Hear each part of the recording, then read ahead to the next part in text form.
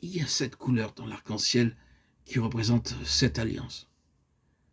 Si nous plaçons notre confiance dans les 7 alliances, nous pourrons nous élever de plus en plus haut spirituellement. C'est par grâce que Dieu condescend à faire une alliance avec des êtres tels que nous. Nous ne sommes pas dignes d'une telle faveur.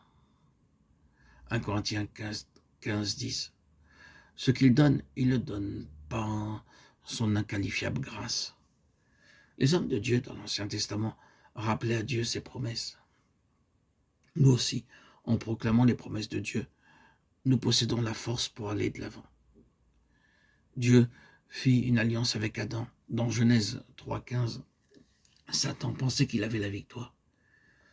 Mais Dieu donna la promesse que, bien qu'Ève fût séduite, la postérité de la femme écraserait la tête de Satan. En Christ, je vaincrai, car le Seigneur Jésus-Christ n'est pas et ne peut pas être vaincu. Je peux tomber, mais le Seigneur est victorieux si je m'approprie sa victoire. Si je suis tombé, je me relèverai. Michée 7, 8. Si je tombe, je ne serai pas terrassé. Psaume 37, 24. Ce n'est ni par la connaissance de la Bible, ni par la force de notre volonté, ni par des signes ou des miracles que nous pouvons vaincre Satan. Nous devons proclamer le précieux sang de Jésus et la victoire de la croix. Dans Éphésiens 1, 16 et 2, 1, il nous est parlé de la victoire de Christ qui, au chapitre 2, verset 1, s'étend à nous.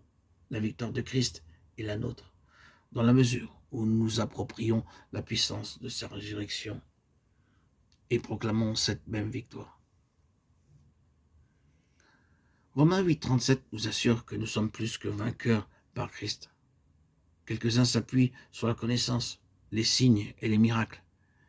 Mais la force vient seulement dans et par la croix. La croix est la puissance de Dieu. 1 Corinthiens 1, 18. La seconde alliance fut faite avec Noé, Genèse 9, 9, 11. La miséricorde de Dieu est si grande, Ésaïe 44, 22, que nous pouvons assurément dire aux hommes que malgré leurs grands péchés, ils peuvent revenir à Dieu et être pardonnés. Même les hommes de la pire espèce peuvent être pardonnés. Beaucoup sentent combien ils ont failli, comment peuvent-ils vaincre? Nous avons seulement à proclamer sa miséricorde. Psaume 89, 1. Tant que nous ne blasphémons pas le précieux sang de Christ, nos péchés peuvent être pardonnés.